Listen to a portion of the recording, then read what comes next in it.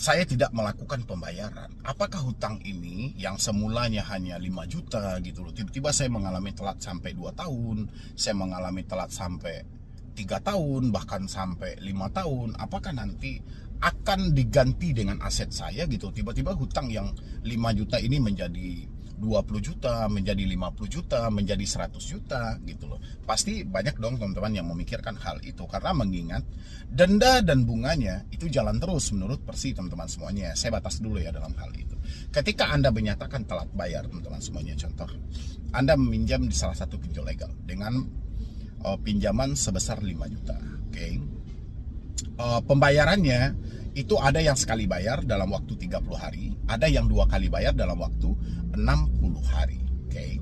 Kalau misalnya Anda berfokus pada bunga, bunga hanya dihitung sesuai lama tenor yang disepakati. Ya, berapa lama tenornya? Misalnya tenornya 30 hari. Berapa mereka menetapkan bunga? Misalnya bunga dia tetapkan 0,3%. 0,3% dikali 30 hari. Oke, itu sesuai dengan aturan ya, tapi praktek di lapangan kita nggak tahu. Praktek di lapangan kita nggak tahu karena banyak penyimpangan yang terjadi. Jadi setelah itu, setelah bunga dikalikan dengan lamanya tenor kita, begitu kita pas di masa tenornya, jatuh temponya, tapi kita tidak melakukan pembayaran, bunga tidak bertambah, tapi yang bertambah dendanya. Denda akan berjalan.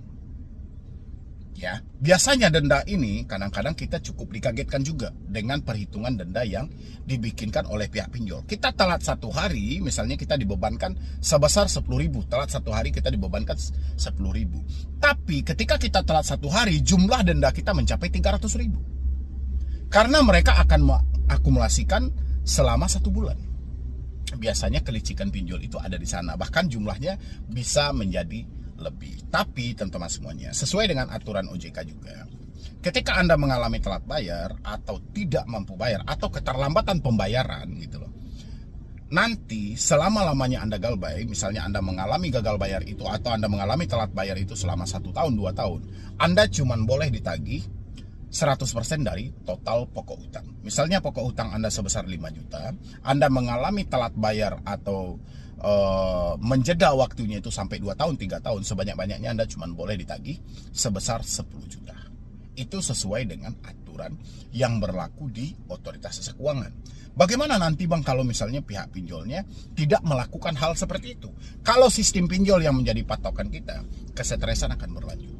Tapi yang menjadi dasar kita adalah karena mengingat sesuai dengan POJK nomor 11 tahun 2024 yang telah berlaku sejak 31 Januari 2025, harusnya kita berpatokan